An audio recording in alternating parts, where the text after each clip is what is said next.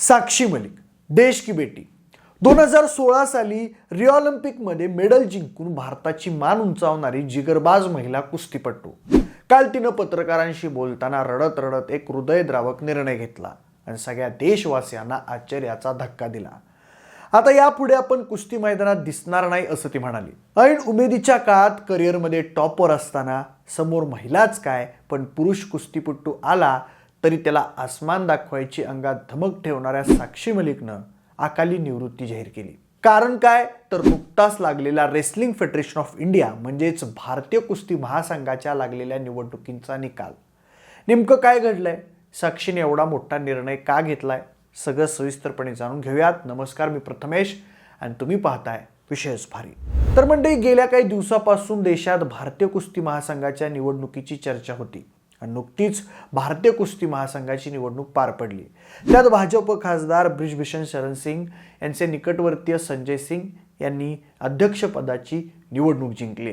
त्यांनी प्रतिस्पर्धी अनिता शेरॉन यांचा पराभव केला। म्हणजे आता निवडणूक जिंकलेले संजय सिंग नेमके कोण आहेत ते पाहू। संजय सिंग मूळचे वाराणसीचे आणि ते ब्रिजभूषण सिंग यांचे निकटवर्तीय मानले जातात। दोघेही जवळचे मित्र आहेत। आपली प्रतिस्पर्धी अनिता शेरॉन हिला पराभूत करून भारतीय कुस्ती संघटनेचं अध्यक्षपद पटकावण्यात संजय सिंग यांना यश आलं। ते 2008 पासून कुस्तीशी जोडले गेलेले आहेत। 2009 मध्ये जेव्हा ब्रिजभूषण सिंग यूपी रेसलिंग असोसिएशनचे अध्यक्ष झाले तेव्हा संजय तिथे उपाध्यक्ष होते। संजय सिंग यांचं शिक्षण काशी हिंदू विद्यापीठात झालं। संजय लहानपणापासून कुस्तीशी जोडले गेलेत। त्यांचे आजोबा कन्हैया सिंग हे दर महाशिवरात्रीला बनारसमध्ये कुस्ती स्पर्धेचं मोठं आयोजन करायचे। त्यांच्या कुटुंबात अनेक कुस्तीपटू जन्माला आले, त्यात मंगला राय यांचाही समावेश होता। संजय सिंग सर्वात पहिल्यांदा बनारस कुस्ती संघटनेचे पहिले अध्यक्ष बनले होते। बनारसमध्ये मॅटवर कुस्तीची ओळख करून देण्याचं श्रेय संजय सिंग यांना जातं। पुढे 2009 मध्ये ते उत्तर प्रदेश कुस्तीगीर संघटनेचे उपाध्यक्ष झाले। संजय सिंग आणि त्यांचं कुटुंब सुरुवातीपासूनच राष्ट्रीय स्वयंसेवक संघाशी जोडलं गेलं। ते पंतप्रधान नरेंद्र मोदी आणि गृहमंत्री अमित शहा यांचेही मोठे समर्थक आहेत। पण मग त्यांच्या निवडीनंतर साक्षी मलिक, बजरंग पुनिया, विनेश फोगाट यांनी पत्रकार परिषद घेतली। त्या पत्रकार परिषदेत बजरंग पुनिया म्हणाला की क्रीडा मंत्र्यांनी रेकॉर्डवर सांगितलं होतं की ब्रिजभूषण शरण सिंग यांच्याशी संबंधित कोणीही कुस्ती महासंघात येणार नाही। मात्र आजच्या निवडणुकीत ब्रिजभूषण यांचा माणूस विजय झाला। माझा आजही न्याय व्यवस्थेवर विश्वास आहे, ते नक्की आम्हाला न्याय देतील। आम्ही न्यायासाठी पिढ्यानपिढ्या लढत राहू। परंतु जे आश्वासन दिलं होतं ते पूर्ण करण्यात सरकार अपयशी ठरल्याची टीका बजरंग पुनिया यांनी केली। त्याच दरम्यान महिला कुस्तीपटू साक्षी मलिकनं मोठी घोषणा केली। मी कुस्तीतून निवृत्ती घेत आहे असं साक्षी मलिकनं जाहीर केलं। मंडळी, ते बोलताना साक्षी मलिकच्या डोळ्यातून पाणी उकळत होतं। त्यावरून तिची मनोअवस्था काय असेल याचा तुम्ही अंदाज लावू शकता। ज्यासाठी अख्खं आयुष्य पणाला लावलं, त्या कुस्तीसाठी सगळ्या घरादाराचे, नातेवाईकांचे, मित्रमैत्रिणींचे टोमणे खाल्ले, दिवस रात्र एकच स्वप्न पाहिलं, लाल मातीची सेवा करून देशाचा गौरव वाढवायचा। आज साक्षीचं तेच स्वप्न भंगलंय। पण साक्षीनं असा आश्चर्यकारक निर्णय का घेतला त्याची थोडक्यात पार्श्वभूमी सांगतो। 2023 वर्षाच्या सुरुवातीलाच देशातील दिग्गज कुस्तीपटूंनी ब्रिजभूषण शरण सिंग यांच्या विरोधात आंदोलन सुरू केलं होतं आणि त्यांना पदावरून हटवण्याची मागणी केली होती। या कुस्तीपटूंमध्ये बजरंग पुनिया, विनेश फोगाट आणि साक्षी मलिक यांचा समावेश होता। महिला खेळाडूंचं लैंगिक शोषण केल्याचा आरोप त्या सर्वांनी केला होता। त्या आंदोलनावेळी बऱ्याच घटना घडून गेल्या, म्हणजे खेळाडूंवर जबरदस्ती करून त्यांना अटक करण्यात आली। पुढे त्याचा निषेध म्हणून साक्षी मलिक, विनेश फोगाट आणि बजरंग पुनिया या कुस्तीपटूंनी आपलं विनिंग मेडल गंगेत सोडून देणार असल्याचं ट्विट केलं होतं। पण नंतर उच्च पदस्थ व्यक्तींनी त्या प्रकरणी हस्तक्षेप केल्यानंतर खेळाडूंनी तो निर्णय मागे घेतला होता। स्वतंत्र भारताच्या इतिहासात पहिल्यांदाच कोणत्या पैलवानावर किंवा खेळाडूंवर इतकी गंभीर वेळ आली होती अशी चर्चा तेव्हा सुरू होती। रात्रंदिवस मेहनत आणि रक्ताचं पाणी केल्यानंतर हजारात एखाद्याला देशाचा गौरव वाढवण्याची संधी मिळत असते। त्या प्रकरणाची इतकी हाईप झाली की त्याचा परिणाम म्हणून ब्रिजभूषण शरण सिंग यांना आपलं कुस्ती महासंघाचं पद सोडावं लागलं होतं। तेव्हापासून ते पद रिक्त होतं।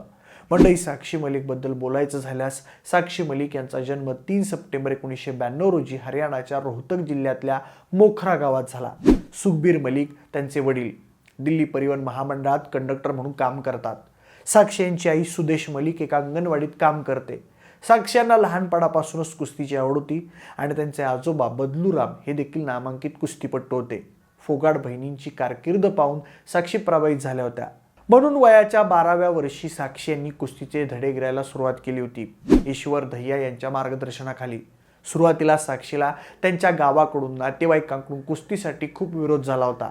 त्यांच्या आईला सुद्धा तो निर्णय आवडला नव्हता. आपल्या पोरीनं पुरुषी खेळ खेळू नये असं त्यांना वाटत होतं. पण साक्षी सुद्धा हट्टाला पेटल्या होत्या. आता माघारी येऊन पाहायचं नाही अशी त्यांनी मनाशी खूणगाठ बांधली होती.